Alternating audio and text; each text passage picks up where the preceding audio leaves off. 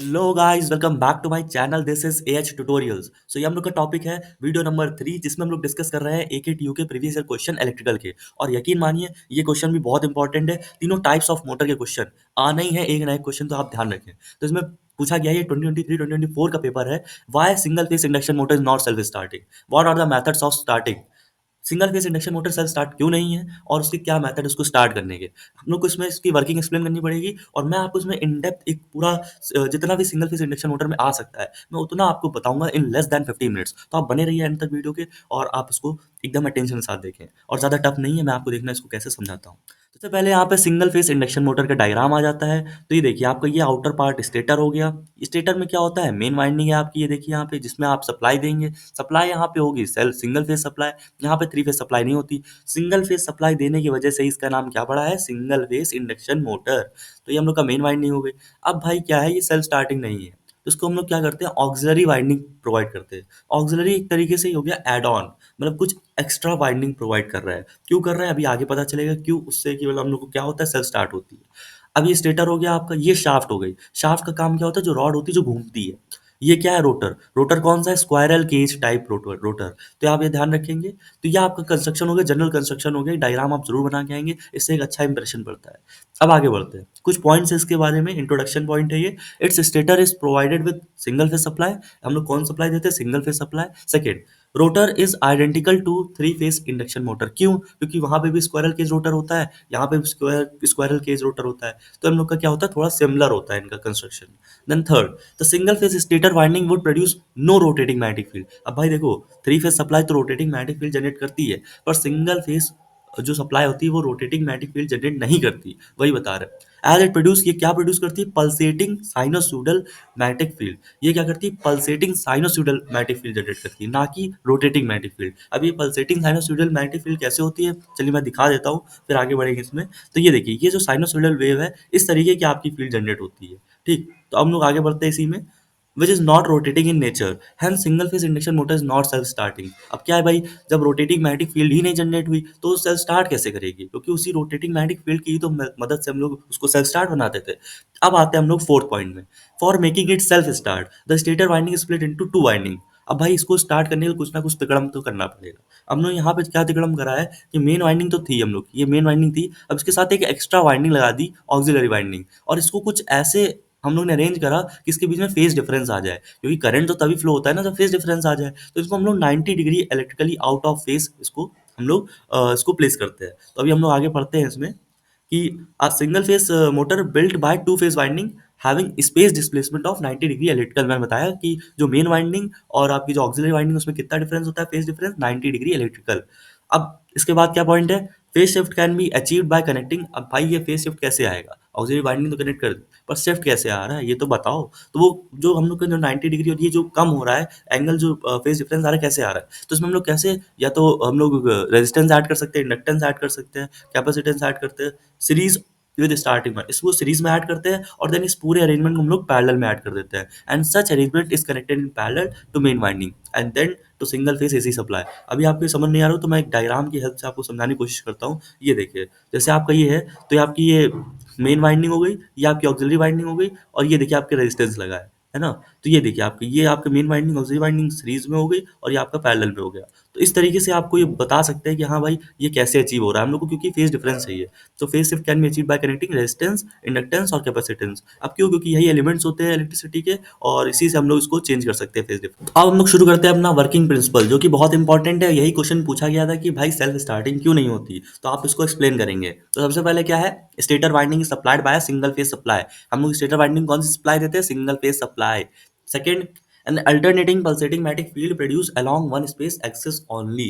तो मतलब इसमें क्या है कि जो हम लोग सिंगल फेज सप्लाई दे रहे हैं उसकी वजह से क्या हो रहा है, अल्टरनेटिंग मैग्नेटिक फील्ड प्रोड्यूस हो रही है। और अल्टरनेटिंग मैग्नेटिक फील्ड कैसी होती है, ये देखिए, positive direction negative direction, positive direction negative direction, और एक साइकिल के बाद फिर रिवर्स होएगा। तो एक तरीके से ये अल्टरनेटिंग आपकी पल्सेटिंग मैग्नेटिक फील्ड है।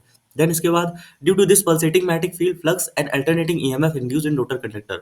अब ये जो पल्सेटिंग मैग्नेटिक फील्ड है इसकी वजह से क्या होगा, अल्टरनेटिंग ईएमएफ इंड्यूस हो जाएगा रोटर कंडक्टर में, क्योंकि मतलब आपका जो मैग्नेटिक फील्ड है पल्सेट कर रही है, मतलब प्लस माइनस, तो इससे क्या होगा, ईएमएफ इंड्यूस हो जाएगा। अब ईएमएफ के जस्ट करंट इंड्यूस हो जाएगा क्योंकि सर्किट क्लोज्ड है।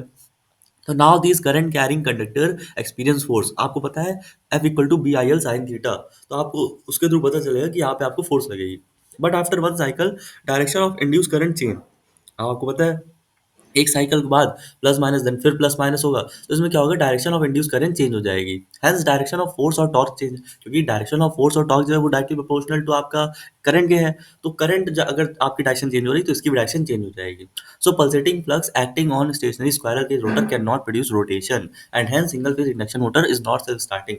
अब ये एक बार आपको फिर से क्विक रिकैप दे देता हूँ कि आपको सिंगल फेज सप्लाई दिया आपने, अल्टरनेटिंग मैग्नेटिक फ्लक्स जनरेट हुआ, ठीक है। अब इसको आपको पता है कि प्लस माइनस की चेंज होती रहेगी, एक साइकिल बाद फिर रिवर्स हो जाएगी। तो जैसे ही एक साइकिल में थोड़ा सा चलने की कोशिश भी करेगा, दूसरी साइकिल में फिर रिवर्स हो जाएगी डायरेक्शन, तो वो मूव ही नहीं कर सकता। तो इसी वजह से क्या है कि जो इंड्यूस करंट की डायरेक्शन है उसी की डायरेक्टली प्रोपोर्शनल होता है, तो टॉर्क जीरो हो जाएगा, क्योंकि आपको अगर सेल स्टार्ट करना है तो टॉर्क कुछ होना चाहिए, और स्टार्टिंग टॉर्क ही जीरो हो जाएगा। क्यों? क्योंकि उसकी टॉर्क की भी जो डायरेक्शन वो चेंज हो रही है एज पर द करंट। तो ये हम लोग कहोगे कि पल्सेटिंग फ्लक्स क्यों नहीं मतलब करंट जनरेट कर पाता है, उसमें मतलब रोटेटिंग मैग्नेटिक फील्ड जनरेट कर पाता है। However if the rotor is given initial start by hand और अदरवाइज इन आइदर डायरेक्शन, अगर हम लोग उसको रोटर को थोड़ा सा मूव करा देते हैं हाथों से, तो क्या होगा कि मान लीजिए पहले तो एक अपोजिट डायरेक्शन में लग रही थी फोर्स, एक उसके सामने लग रही थी। अब क्या होगा, आपने एक डायरेक्शन डिवाइड उसको घुमा दिया, तो अब डायरेक्शन में ऐड हो गई, जैसे अब फॉरवर्ड में जो जा रही थी आपने उसमें अपना और लगा दिया, तो दोनों ऐड हो गए, तो अब इससे बहुत ज्यादा हो गए, तो अभी क्या करेगा, एक डायरेक्शन में घूमने लगेगा। तो otherwise in direction then immediately torque arises and motor accelerate in that direction, तो टॉर्क अराइज होगा और मोटर एक्सेलरेट कर जाएगी। तो ये जो अबव बिहेवियर है, जो मैंने बताया आपको कि ऐसा कैसे हो रहा है, तो ये आप कैसे एक्सप्लेन कर सकते हैं, डबल फील्ड रिवॉल्विंग थ्योरी। ये बहुत इजी थ्योरी है, आप इसको देख लेंगे तो हो जाएगा, ज़्यादा कुछ नहीं लिखना आपको इसमें, है तो बहुत कॉम्प्लेक्स, बट इसको सिंपल भाषा में पढ़ेंगे। तो ये क्या है, यहाँ पे आपको अल्टरनेटिव देखिए फ्लक्स जनरेट हो रहा है, ठीक है। तो जो प्लस साइड पे है उसको फॉरवर्ड बोलेंगे, और वो हम लोग का क्या होगा, फाइव एफ से डिनोट करेंगे, और जो नेगेटिव डायरेक्शन में वो फाइव बी होगा। तो ये हम लोग का क्या है, डिनोशन है कि phi F equal to flux in forward direction, और फाइव बी क्या है, फ्लक्स इन बैकवर्ड डायरेक्शन। अब इसी तरीके से जो फ्लक्स फॉरवर्ड डायरेक्शन में वो फॉरवर्ड टॉर्क को अराइज करेगा, और जो फ्लक्स बैकवर्ड डायरेक्शन उसको बैकवर्ड टॉर्क बोलेंगे। तो torque due to forward direction बोलेंगे, फॉरवर्ड फ्लक्स बोलेंगे, उसको टीएफ बोलेंगे, और बैकवर्ड की वजह से टीबी बोलेंगे। तो ये देखिए फॉरवर्ड में क्या है, ये ग्राफ बना है आपका, स्लिप और टॉर्क का ग्राफ बनाएंगे तो ये ग्राफ बना है। बैकवर्ड में भी देखिए सेम ग्राफ बना है। क्यों? क्योंकि भाई देखो, आपका वैल्यू तो सेम ही रहेगी, अल्टरनेटिंग क्लास में वैल्यू मैग्नीट्यूड थोड़ा ना चेंज हो जाता है, वो तो डायरेक्शन चेंज हो रही है। तो आपका जब ये ऐसे सेम ही रहेगा कर्व, तो इसी वजह से जब उसका रिजल्टेंट निकालेंगे तो जीरो आएगा। देखिए ये ग्राफ जरूर बनाएंगे, तो टी आर इक्वल टू मतलब जो फॉरवर्ड डायरेक्शन में टॉर्क है माइनस, अगर हम लोग उसमें जो बैकवर्ड डायरेक्शन में उसको नेगेटिव करेंगे तो जीरो आ जाएगा। तो अब ये आपका टॉर्क जीरो आ गया। तो अब अगर बात करते हैं फॉरवर्ड डायरेक्शन में क्या होगा स्लिप हमारी, तो स्लिप का फॉर्मूला क्या होता है, जो आपका स्टेटर का स्पीड होती है माइनस एन आर मतलब रोटर की अपॉन एन एस, तो S F equal to N S minus N R upon N S. इसको हम लोग जब सिंप्लीफाई करेंगे तो one minus N R upon N S. तो इसलिए फिर बैकवर्ड डायरेक्शन क्या हो जाएगी, सेम, बस यहाँ पे क्या होगा, साइन एन आर का प्लस था, यहाँ पे साइन माइनस हो जाएगा, क्योंकि देखो इस साइड पे एन आर का साइन माइनस हो जाएगा। तो N S minus minus of N R, तो यहाँ पे क्या हो जाएगा, one plus N R upon N S. अब देखिए ये दोनों को ऐड करेंगे तो ये कैंसिल हो जाएगा, वन प्लस वन टू हो जाएगा। तो जो आपकी इक्वेशन फाइनल बनेगी जो इंपॉर्टेंट है वो क्या है, slip in forward direction plus slip in backward direction equal to two. तो स्लिप इन बैकवर्ड डायरेक्शन क्या है, इसी से निकाल सकते हैं, टू माइनस स्प्लिट जो स्लिप है इन फॉरवर्ड डायरेक्शन। तो the slip at stand still condition मतलब जो रेस्ट की कंडीशन थी उसमें क्या होगा, वन हो जाएगी। क्यों? अगर मान लो वन हुई तो इसका क्या कंडीशन होगी, ऐसा इक्वल टू वन होगा, मतलब फॉरवर्ड में भी स्लिप वन होगी और बैकवर्ड में भी वन होगी, क्योंकि मान लो फॉरवर्ड की वन हुई तो बैकवर्ड कैसे आएगी, टू माइनस वन वन होती है। तो अगर हमारा जो मोटर है वो रेस्ट पे है तो उसकी जो स्टैंड स्टिल कंडीशन पे जो उसकी स्लिप है वो क्या होगी, वन के इक्वल फॉरवर्ड में और बैकवर्ड में, और रिजल्टेंट जीरो हो जाएगा। Motor stand still condition net torque is zero. अब भाई स्लिप अगर उसके बीच में डिफरेंस ही नहीं है तो नेट टॉर्क जीरो हो जाएगा। Hence a single phase motor is not self starting. तो इसमें क्या बताया हमको बेसिकली कि जो फॉरवर्ड डायरेक्शन में टॉर्क है और जो नेगेटिव डायरेक्शन में टॉर्क है बैकवर्ड में, दोनों का समेशन जीरो होता है, और अगर इन दोनों को ऐड कर दें तो इक्वल टू टू हो जाता है। और ये हम लोग का इसमें डबल फील्ड रिवॉल्विंग थ्योरी है, ज़्यादा टफ नहीं है, आप बस इतना ही लिखेंगे तो इसमें आपको पूरे मार्क्स मिलेंगे। देन आपको आता है method of self starting single phase motor. अब सेल्फ स्टार्टिंग होती तो नहीं है पर बनाई तो जा सकती है ना, कैसे? तो in single phase induction motor starting torque की जीरो, ये तो पता ही है हमको, बार बार वही बता रहा है, because of pulsating single phase magnetic flux. तो ये क्या है, इसमें टॉर्क जीरो होता है, क्यों? क्योंकि pulsating single phase magnetic flux है। अब two perpendicular electrically coils having current 90 degree out of phase can generate the necessary मतलब आरएमएफ बोल सकते हैं, रोटेटिंग मैग्नेटिक फील्ड। तो इसमें क्या बता रहा है कि जो आप आप इसमें ऐसी एलिमेंट लगा सकते हैं मेन उसमें ऑक्सिलरी वाइंडिंग में, जिससे कि आपकी क्या है कुछ फेज डिफरेंस आ जाएगा, और जब फेज डिफरेंस आएगा तभी आपका रोटेटिंग मैग्नेटिक फील्ड जनरेट करेगा। तो हम लोग कुछ ऐसा ऐड करेंगे, two perpendicular coils having current 90 degree out of phase, मतलब 90 डिग्री के डिफरेंस में होगा, फेज डिफरेंस में होगा, तो उनको ऐड कर दें। Then third point, therefore single phase motors are built with two phase winding, इसमें दो वाइंडिंग होती है, कौन सी, मेन वाइंडिंग और ऑक्सिलरी वाइंडिंग। तो the phase shift is achieve by connecting. अब कैसे आती है फेज शिफ्ट, तो आप इसमें कुछ एलिमेंट्स ऐड कर सकते हैं, जैसे रेजिस्टेंस ऐड कर सकते हैं, इंडक्टेंस ऐड कर सकते हैं, कैपेसिटेंस ऐड कर सकते हैं, और series of starting in series of starting winding के सीरीज में ऐड कर देते हैं। क्या क्या ऐड कर सकते हैं, रेजिस्टेंस, इंडक्टर और कैपेसिटेंस। तो अब types of single phase induction motor, अब जो ऐड कर रहे हैं उसी के हिसाब से कुछ टाइप बन जाते हैं, जैसे फेज स्प्लिट मेथड बोलते हैं इनको। क्यों बोलते हैं फेज स्प्लिट, क्योंकि भाई देखो उसमें फेज हम लोग डिवाइड कर देते हैं ना, दो फेज बना देते हैं। तो सबसे पहले रेजिस्टेंट स्टार्ट मोटर, रेजिस्टेंस लगा देते तो रेजिस्टेंस स्टार्ट मोटर, कैपेसिटर लगा देते तो कैपेसिटर स्टार्ट मोटर। अब इन दोनों में क्या हम लोग हटा देते हैं जैसे ही चालू हो जाती है मोटर। अगर आपकी capacitor start and capacitor run motor है तो उसमें वो क्या है अटैच करके रखते हैं, उसी के थ्रू रन करती है वो। तो ये हम लोग की तीन टाइप ऑफ मोटर हो गए। कुछ एक्स्ट्रा है जैसे आप देख सकते हैं शेडेड पोल मोटर और रिलक्टेंस मोटर। अब आप बढ़ते हैं इसके डायग्राम पे। तो ये क्या है, रेजिस्टेंस स्टार्ट मोटर, अगर रेजिस्टेंस अप्लाई करता है तो रेजिस्टेंस देखिए कहाँ अप्लाई करा है आपने, ये देखिए आर ए है। आर ए मतलब ये आपका जो ब्रांच है, ये आपका मेन वाइंडिंग की है, देखिए मेन वाइंडिंग ये है और ऑक्सिलरी वाइंडिंग ये है। तो आपको देखिए जो ऑक्सिलरी वाइंडिंग करंट जा रहा है वो आई एस जा रहा है, और मेन वाइंडिंग में आई एम जा रहा है। इजी है ना, आई एस मतलब स्टार्टिंग वाइंडिंग करंट जा रहा है, और आई एम मतलब मेन वाइंडिंग करंट जा रहा है। रेजिस्टेंस इन मेन वाइंडिंग क्या है, आर एम। आपने इसमें क्या ऐड करा है, रेजिस्टेंस, रेजिस्टेंस कौन सा ऐड करा है, ये देखिए आर ए, ये आपने ऐड करा है इसमें, और ये आपका एलिमेंट है। तो ये आप सर्किट डायग्राम जरूर बनाएंगे, इसमें सिंगल फेज सप्लाई देते हैं, तो अब इसमें क्या क्या डिनोट कर रहा है क्या, तो आई जो है वो सप्लाई करंट है, जो यहाँ से आ रहा है ये देखिए सप्लाई करंट है, वन फेज सप्लाई करंट। तो आई एम क्या है, मेन वाइंडिंग करंट, नाम से ही पता चल रहा है। आई एस क्या है, स्टार्टिंग वाइंडिंग करंट या auxiliary winding current, auxiliary winding को ही तो स्टार्टिंग वाइंडिंग बोलते हैं। सी एस क्या है, सेंट्रीफ्यूगल स्विच हो गया। अब यहाँ पे क्या है, इसका जब आप लोग ये फेजर डायग्राम बनाएंगे ये वी हो जाएगा, ये आपका आई एस हो जाएगा, मतलब ऑक्सिलरी वाइंडिंग, ये थोड़ा लैग करेगा। और आई एम जो मेन वाइंडिंग है ये ज्यादा लैग करेगा, क्योंकि मेन वाइंडिंग है हाई रिएक्टेंस, उसका हाई रिएक्टेंस है तो ये ज्यादा लैग कर जाएगा, और ये इसका रिएक्टेंस कम है तो ये थोड़ा कम लैग करेगा। जब दोनों का रिजल्टेंट निकालेंगे तो आई इक्वल टू, मतलब ये वेक्टर एडिशन है, I equal to I M plus I S. तो ये हम लोग का इससे निकालेंगे तो ये आपका ये फेजर डायग्राम बनेगा, और ये फेजर डायग्राम बना के आएंगे, ज्यादा टफ नहीं है, देख लीजिए आप। Main winding has high reactance, start winding has low reactance. Start winding का रिएक्टेंस कम है और मेन वाइंडिंग का रिएक्टेंस ज्यादा है।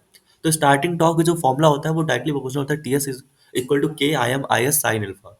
तो ये हम लोग का फॉर्मुला, इसको ध्यान में रखते हुए हम लोग जब बढ़ेंगे, तो पहले क्या है कि low start torque as high resistance, तो इसमें हाई रेजिस्टेंस है, रेजिस्टेंस हाई है इसमें, तो इसमें क्या होगा, लो लो स्टार्टिंग टॉर्क होगा। मान लीजिए जैसे रेजिस्टेंस बढ़ा है तो करंट आपका कम होगा, और करंट डायरेक्टली प्रोपोर्शनल है, तो क्या हो जाएगा, लो स्टार्ट टॉर्क हो जाएगा, इसका टॉर्क कम हो जाएगा। अगर आप रेजिस्टेंस लगाते हैं तो टॉर्क कम हो जाएगा, लो स्टार्टिंग टॉर्क मिलेगा आपको। अब इसका एप्लीकेशन कहाँ, जहाँ ज्यादा हैवी एप्लीकेशन नहीं, जैसे फैन तो हम लोग के ऊपर छत पे लगा है, ऑयल बर्नर, वॉशिंग मशीन, इन सब में आपको यूज करते हैं आपका ये रेजिस्टेंस वाला मेथड। अब आपका सबसे अच्छा मेथड होता है कैपेसिटर स्टार्ट मोटर। क्यों, क्योंकि कैपेसिटर देखो 90 डिग्री लीड करता है करंट, है ना, तो इस वजह से ये ज्यादा अच्छा मेथड है। तो आपने देखिए यहाँ पे पूरा एकदम कंस्ट्रक्शन वैसे ही रहेगा, यहाँ पे सेंट्रीफ्यूगल स्विच रहेगा, और यहाँ पे देखिए क्या लगा दिया आपने, कैपेसिटर लगा दिया। बस इतना ही डिफरेंस है, यहाँ पे रेजिस्टर है, यहाँ पे कैपेसिटर है। सिंगल फेज सप्लाई देंगे, आई एम आपका main winding current, I S आपका auxiliary winding current, starting winding current. तो अब मेन वाइंडिंग क्या है यहाँ पे, अब यहाँ पे उल्टा हो गया, हाईली इंडक्टिव है, मेन वाइंडिंग में हाईली इंडक्टिव है और लो रेजिस्टेंस है। देखिए इसमें कोई मतलब इंडक्टिव जो है वो काफी इंडक्टेंस का ही कॉइल है पूरी, तो इसमें इंडक्टेंस ज्यादा है। ऑक्सिलरी वाइंडिंग क्या है, हाईली कैपेसिटिव। क्यों, क्योंकि कैपेसिटर ऐड करा है। यहाँ पे क्या था, जो हम लोग का हाईली रेजिस्टिव था, यहाँ पे क्या हाईली कैपेसिटिव, क्योंकि कैपेसिटर ऐड करा है। एंड लो इंडक्टिव, तो कैपेसिटिव है भाई, लीड करेगा, तो इसमें क्या होगा कि करंट बढ़ेगा तो हाई स्टार्टिंग टॉर्क मिलेगी, क्योंकि डायरेक्टली प्रोपोर्शनल होता है ना, तो T equal to high starting torque. इसका भी ग्राफ बन सकता है, इसका फेजर डायग्राम बनेगा, तो ये आपका बना, क्योंकि आई एस आपका लीड कर गया। क्यों कर गया, क्योंकि कैपेसिटर ऐड करा है तो वो आपका लीड करता है current by some angle phi, या फिर आप 90 डिग्री बोल सकते हैं। देन आपका ये क्या होगा, रिजल्टेंट बनेगा, और आई एम क्या करेगा, लैग करेगा, तो आपका रिजल्टेंट हो गया। तो आप इसका एप्लीकेशन क्या है, क्योंकि हाई स्टार्टिंग टॉर्क मिल रहा है, तो जहाँ हैवी एप्लीकेशन होता है, like to derive heavy compressor, ठीक है, large fans, pumps, high inertia जिनको चाहिए होता है, तो ये हो गया। तो हम लोग का सिंगल फेज इंडक्शन मोटर है, और ये बहुत इजी है, आप इसको एक बार दो बार वीडियो देखेंगे तो आपको इजीली समझ में आ जाएगा, और इससे ज़्यादा आपको कुछ नहीं आता है पेपर में। तो थैंक यू फॉर वॉचिंग, और लाइक करें, सब्सक्राइब करें, और अगर आपको पीडीएफ नोट्स चाहिए तो कमेंट में पीडीएफ लिखें। And all the best, have a great day.